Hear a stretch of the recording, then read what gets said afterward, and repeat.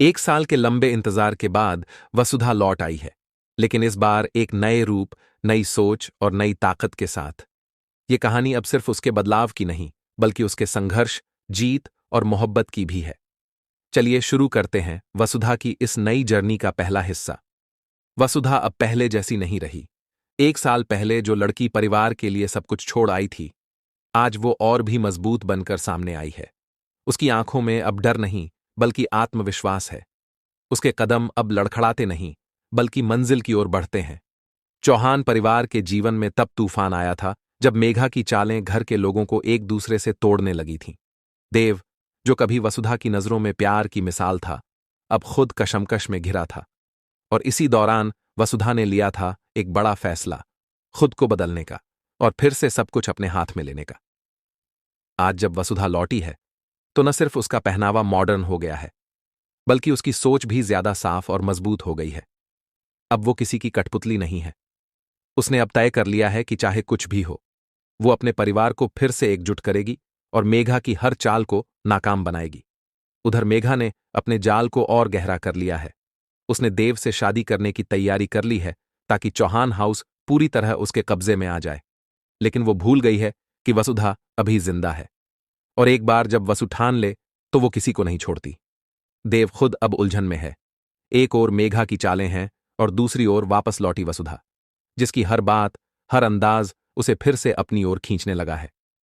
चंद्रिका, जो अब तक सब कुछ अपने कंट्रोल में रखती आई थी, एक हादसे का शिकार हो गई है। परिवार में अब वसुधा ही है जो सब कुछ संभाल रही है। देव यह देखकर दंग है कि कैसे वसुधा ने इतने कम समय में पूरे घर को संभाल लिया।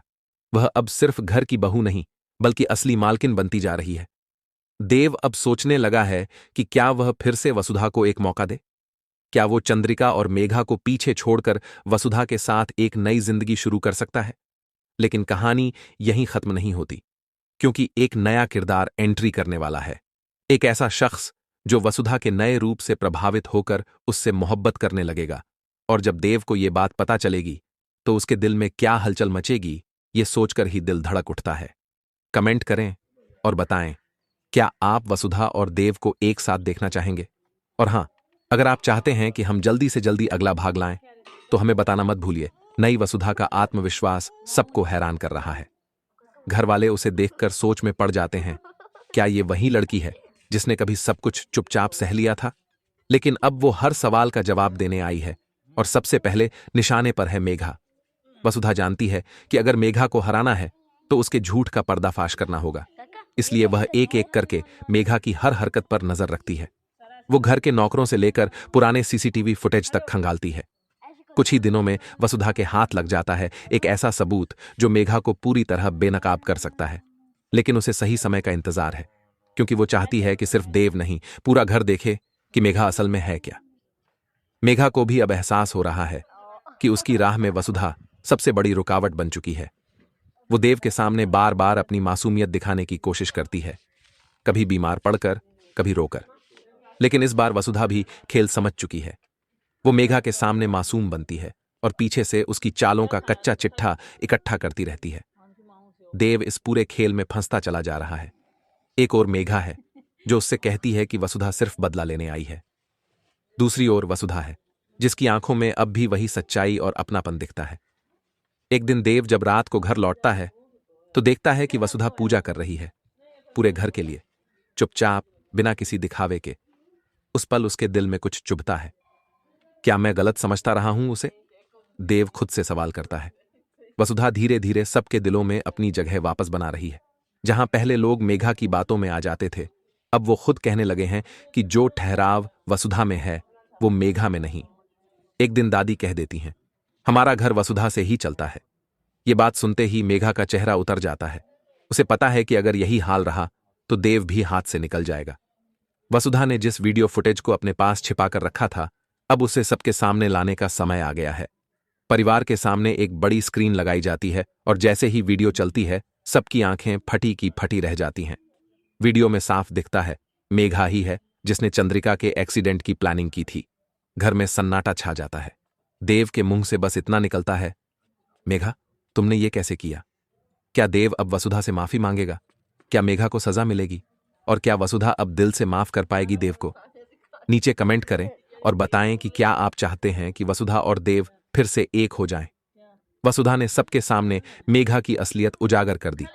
अब जब हर कोई जान चुका है कि घर में जो भी बुरा हुआ उसकी जड़ मेघा थी, तो सबके मन में एक ही सवाल है, अब आगे क्या? देव को जैसे अपने आप पर यकीन नहीं हो रहा। वो वही इंसान है जिसने कभी वसुधा की एक नहीं सुनी, और आज वही वसुधा सबसे बड़ा सच सामने ले आई है। वो वसुधा के सामने आता है, सिर झुकाए हुए। मुझे माफ कर दो वसु, मैं बहुत गलत था। वसुधा की आंखों में आंसू आ जाते हैं, लेकिन वो चुप रहती है। उसका दिल कुछ कहता है, लेकिन जुबान साथ नहीं देती। कभी कभी माफ करना आसान होता है, लेकिन उसी इंसान से दोबारा जुड़ना सबसे कठिन। वसुधा अपने कमरे में अकेली बैठी होती है।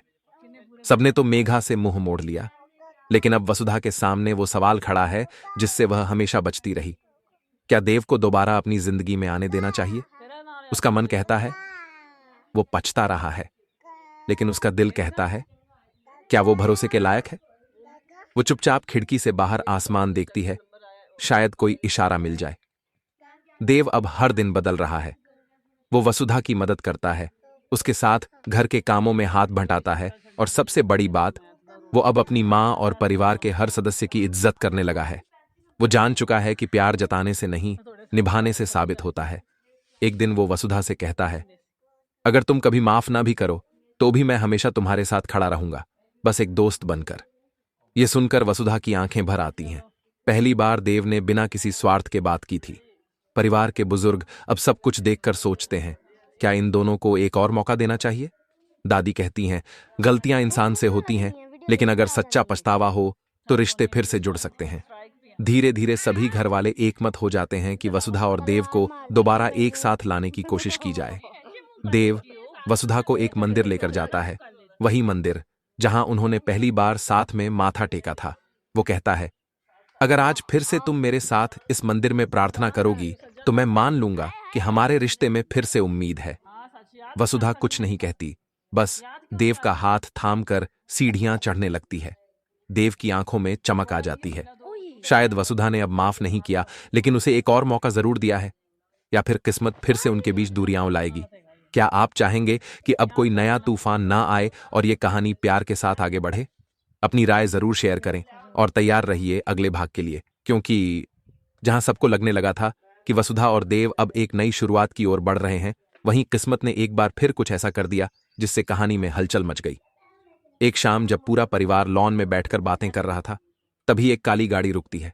गाड़ी से निकलता है एक रौबदार लेकिन मुस्कुराता चेहरा, रुद्र। वो वसुधा का पुराना दोस्त है, लेकिन देव और परिवार के बाकी लोगों के लिए एक अजनबी। रुद्र विदेश से लौटा है और अब शहर में अपना बिजनेस जमाना चाहता है, पर जब उसकी नजर वसुधा पर पड़ती है तो वो रुक जाता है। इतने सालों में तुम बिल्कुल नहीं बदली, रुद्र कहता है। वसुधा मुस्कुरा तो देती है, लेकिन देव के चेहरे पर हल्की सी बेचैनी आ जाती है। रुद्र की बातों और अंदाज से साफ हो जाता है कि वो वसुधा को सिर्फ एक दोस्त की तरह नहीं देखता। देव ये सब नोटिस करता है, लेकिन कुछ कह नहीं पाता। उसे डर सताने लगता है, क्या वसुधा को अब उसकी जरूरत नहीं? देव अपनी असुरक्षा से घिरने लगता है। वो वसुधा से बात करना चाहता है, लेकिन जब भी वो कुछ कहने की कोशिश करता है, रुद्र बीच में आ जाता है। वसुधा भी अब खुद को एक अजीब मोड़ पर पाती है।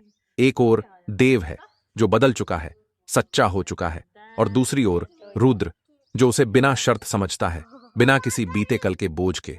वो सोचती है, क्या प्यार दोबारा हो सकता है?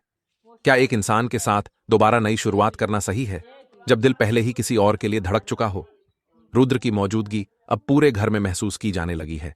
कुछ लोग कहते हैं कि रुद्र वसुधा के लिए अच्छा है, शांत, समझदार और स्थिर। वहीं कुछ देव का पक्ष लेते हैं, जो अब बदल गया है और सच्चा भी हो गया है। दादी एक दिन वसुधा से पूछती हैं, बेटा, हम तो तुम्हारे फैसले में साथ हैं, पर तुम खुद क्या चाहती हो? वसुधा के पास कोई जवाब नहीं होता। एक रात देव और रुद्र आमने सामने हो जाते हैं। बातों बातों में तकरार हो जाती है। देव कहता है, तुम वसुधा के दोस्त हो तो दोस्ती निभाओ, उसका दिल मत उलझाओ। रुद्र शांत स्वर में जवाब देता है, मैं उसका दिल नहीं, उसके फैसले का सम्मान करता हूं। अगर तुम उसे खोना नहीं चाहते तो खुद को साबित करो, ना कि मुझसे डरकर पीछे हटो। ये बातें देव को अंदर तक झकझोर देती हैं।